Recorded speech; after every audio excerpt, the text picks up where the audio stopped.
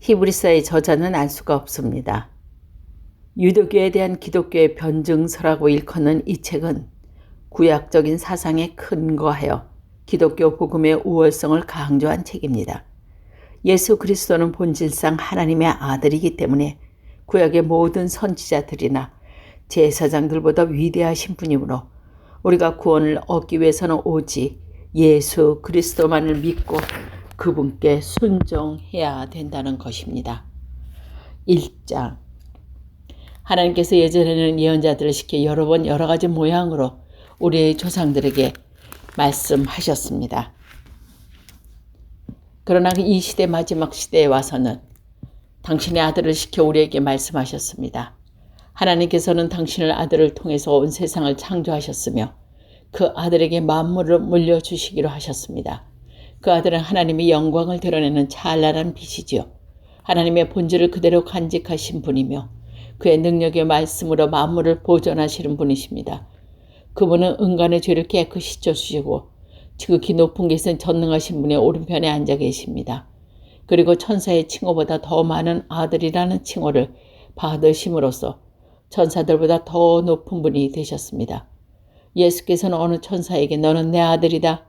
내가 오늘 너를 낳았다라고 말씀하신 적이 있습니다. 또 나는 그의 아버지가 되고 그는 내 아들이 될 것이다 라고 말씀하신 적도 있으십니다. 하나님께서 당신의 맏아들을 세상에 보내실 때는 하나님의 천사들은 모든 그에게 예배를 드려라 고 말씀하셨습니다. 천사들에 관해서는 하나님께서 천사의 바람으로 쓰시고 일꾼들을 불꽃으로 삼으셨습니다 라고 말씀하셨습니다. 그들 아들에 관해서 이렇게 말씀하셨습니다. 당신은 하나님이십니다. 당신의 왕권은 영원무궁하시며 당신이 잡으신 지팡이는 정의의 지팡이입니다. 당신은 정의를 사랑하시고 불의를 미워하십니다. 그러므로 하나님 곧 당신의 하나님께서는 우리에게 즐거움의 기름을 부어 왕으로 삼으시고 당신의 동료들보다 더 기쁘게 해주셨습니다. 또 이런 말씀도 있습니다. 주님, 한 처음 땅을 만드시고 이도 주님이시오. 하늘을 손도 만드신 이도 주님이십니다. 하늘과 땅은 영원히 없어질지라도 주님은 영원히 계십니다. 만물은 옷처럼 낡아질 것이고 주님은 그것들을 겉옷처럼 말아치우실 것입니다. 만물은 옷처럼 변할지라도 주님은 언제나 같으시고 주님은 영원히 늙지 않으십니다. 그런데 하나님께서 어느 천사에게 내가 내 원수의 발 앞에 굴복시킬 때까지 너는 내 오른손에 앉아 있어라 하고 말씀하신 적이 있으십니까? 천사들은 모두 하나님을 섬기는 영적인 존재로서 결국은 구원의 유산을 받은 사람이라고 섬기라고 파견된 일꾼들이 아닙니까? 2장 그러므로 우리는 들은 바에 따르면 더욱 굳세게 간직하여 바른 길에서 벗어나지 않도록 해야 할 것입니다. 천사들을 시켜서 하신 말씀도 효력이 있어서 그것은 어디거나 따르지 않는 자들이 모두 응분의 징벌을 받습니다. 만일 우리가 이토록 값진 구원의 말씀을 소홀히 한다면 어떻게 징벌을 피할 수 있겠습니까? 그 구원의 소식은 주님께서 처음으로 전해주신 것이며 이 말씀을 듣는 사람은 또한 우리에게 확증해 주신 것입니다. 그리고 하나님께서도 표징과 놀라운 일과 여러 가지 기적을 나타내시고 또한 당신의 뜻을 따라 성령을 선물로 나누어 주심으로써 그들의 증언을 뒷받침해 주셨습니다. 하나님께서는 우리가 지금 말하고 있는 장차 올 세상을 천사들의 지배 아래 두시지 않습니다. 성서에 어떤 이가 이렇게 증언한 대목이 있습니다. 인간이 무엇이길래 주님께서 그를 잊지 않으시며 사람의 아들이 무엇이길래 주님께서 돌보십니까? 주님은 그를 잠시 천사보다 못하게 하셨으니 영광과 영예를 관을 씌우셨으며 만물을 그 발 아래 복종시키셨습니다. 그러나 만물은 그에게 복종시켰다는 것은 그의 지배 아래 있지도 않은 것도 하나도 없다는 뜻입니다. 그런데도 우리가 보기에는 아직도 만물이 다 그에게 복종하고 있지는 않습니다. 그러나 우리가 알다시피 예수께서는 죽음의 고통을 당하심으로써 잠시 동안 천사를 보다 못하게 되셨다가 마침내 영광과 영예의 관을 쓰게 만드셨습니다. 이렇게 예수께서 모든 사람을 위해서 죽음의 고통을 겪으신 것은 하나님의 은총의 소치입니다. 하나님은 만물을 창조하시기도 하시고 만물을 그분을 위해서 있습니다. 그러므로 하나님께서 당신의 많은 자녀들이 영광에 참여할 수 있도록 그들이 구원의 창시자로 하여금 고난을 겪게 해서 완전하게 하신다는 것을 당연한 일입니다. 사람을 거룩하게 해주시는 분과 거룩하게 된 사람들은 그와 같은 근원에서 나왔습니다. 그래서 예수께서는 꺼리낌 없이 그를 형제라고 부르시고 이렇게 말씀하셨습니다. 내가 당신의 이름을 내 형제들로 선포하며 회중 가운데 당신을 찬미하겠습니다. 또 나는 그분을 신뢰하겠습니다 하고 말씀하셨고 또다시 하나님께서 나에게 주신 자녀들이 나와 함께 여기 있습니다 하고 말씀하셨습니다. 자녀들은 다 같이 피와 살을 가지고 있으므로 예수께서도 그들과 같은 피와 살을 가지고 오셨다가 죽으심으로써 죽음의 세력의 잠은 곧 악마를 멸망시키시고 한평생 죽음의 공포에 쌓여 살던 사람들을 해방시켜 주셨습니다. 예수께서는 천사들을 보살펴 주신 것이 아니라 분명히 아브라함의 후손으로 보살펴 주셨습니다. 그러므로 그분은 모든 점에서 당신의 형제들과 같이 지셔야 합니다. 그래서 자비를 진실한 대제사로서 하나님을 섬길 수 있었고 따라서 백성들의 죄를 얻게 하실 수 있었습니다. 그분은 친히 유혹을 받으시고 고난을 당하셨기 때문에 유혹을 받는 모든 사람이 도와주실 수 있습니다. 3장.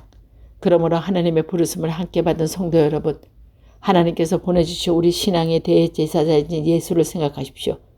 모세가 하나님의 온 집안을 위해서 충실하게 일했듯이 그분도 당신을 세우신 분을 위해서 충실하게 일하셨습니다. 예수께서는 모세보다 더 큰 영광을 받으실 자격을 가지셨습니다. 사실 집보다는 그 집을 지은 사람이 더 큰 영광을 누리게 마련입니다. 어느 집이든 그 집을 지은 사람이 있습니다. 근데 만물을 지으신 분은 바로 하나님이십니다.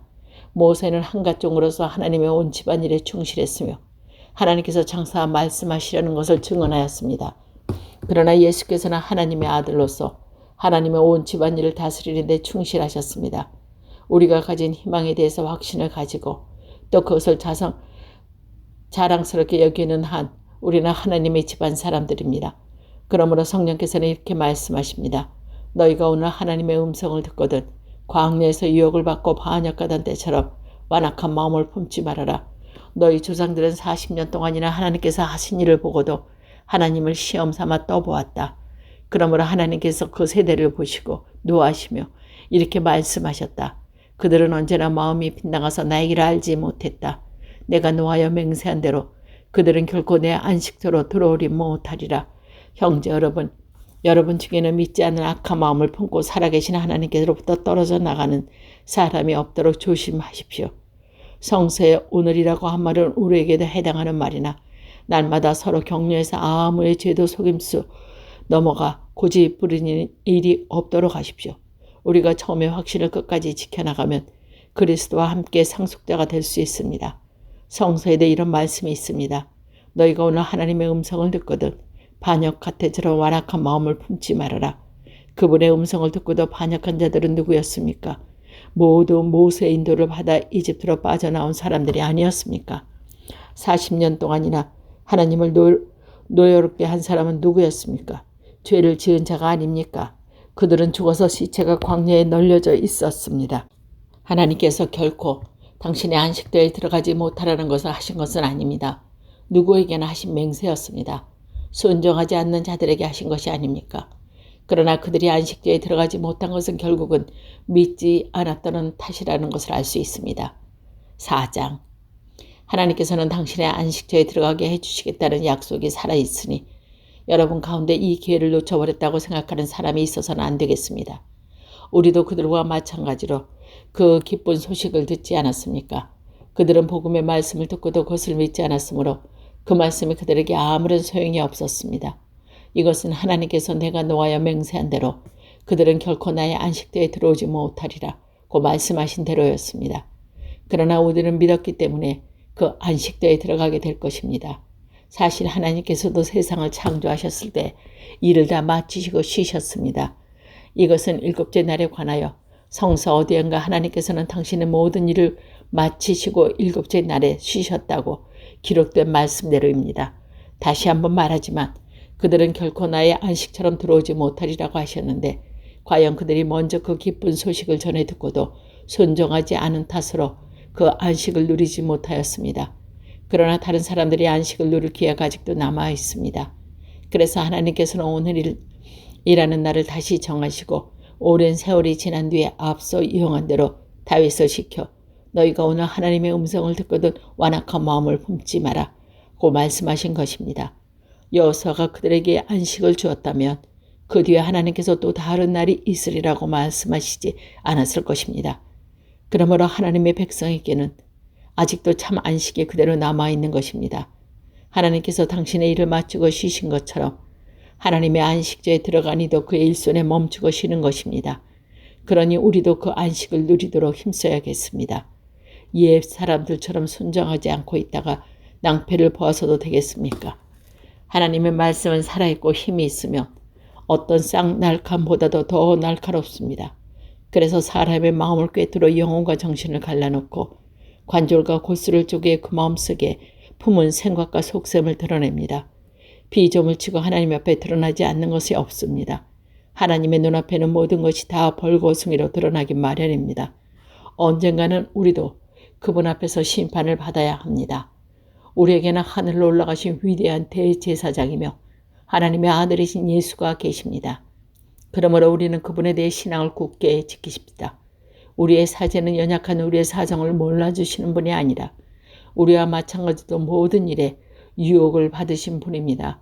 그러나 죄를 짓지 않으셨습니다. 그러므로 용기를 내 하나님의 은총에 옥자와 가까이 나아갑시다. 그러면 우리는 하나님의 자비와 은총을 받아서 필요한 때에 도움을 받게 될 것입니다. 5장 대사제장은 누구나 사람들 가운데 뽑혀서 사람들을 대표하여 하나님을 섬기는 일을 맡은 사람입니다.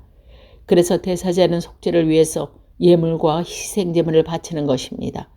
대제사장은 자기도 연약한 인간으로 무지하거나 유혹에 빠진 사람들을 동정할 수 있습니다.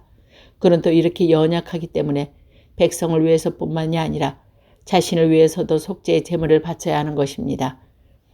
이 영예로운 직무는 자기 스스로 얻는 것이 아니라 아론처럼 하나님의 부르심을 받아서 얻은 것입니다. 이와 같이 그리스도께서 대제사의 영광스러운 자리를 스스로 차지하는 것이 아닙니다.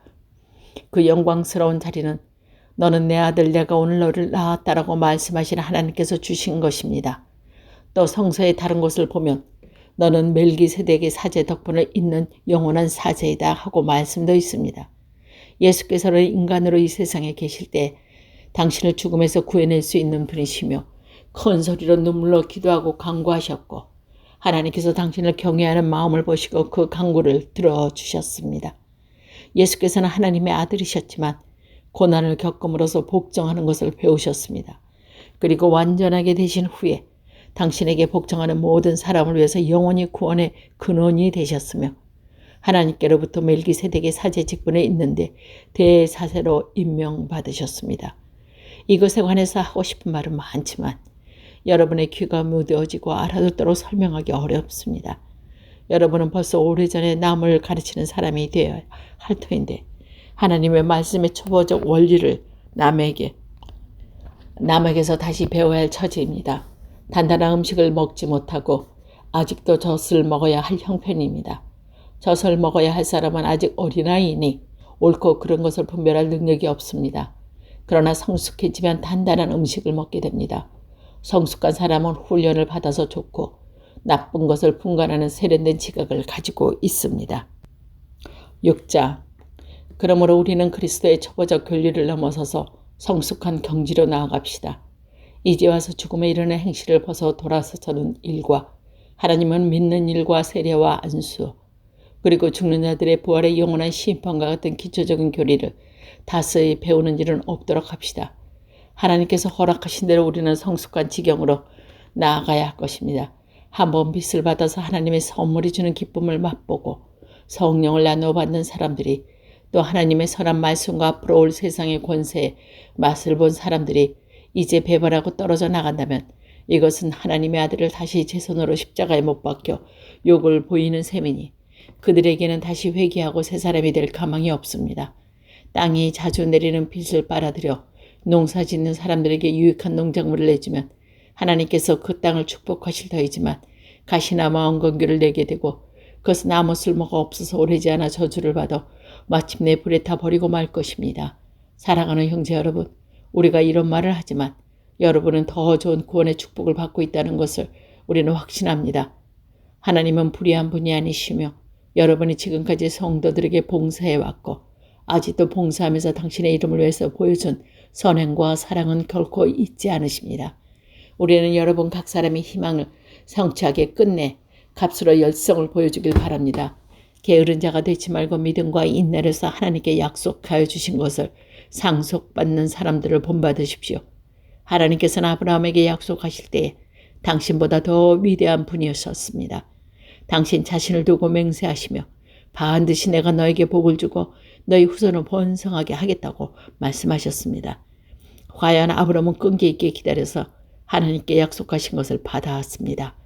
사람들이 맹세할 때는 자기보다 더 위대한 분의 이름을 끌어댑니다. 그 맹세는 모든 논쟁을 그치게 하는 보증이 되는 것입니다. 하나님께서도 약속하신 것을 이어받은 사람에게 당신의 계획이 변하지 않는다는 것을 분명히 보여주시려고 맹세로서 보증합니다. 하나님의 거짓말을 하실 수 없는 분이시므로 그분의 약속과 맹세는 변하지 않습니다. 따라서 그 하나님을 피난처로 삼는 우리는 큰 용기를 얻어 우리 앞에 놓여진 희망을 굳게 붙잡을 수 있습니다.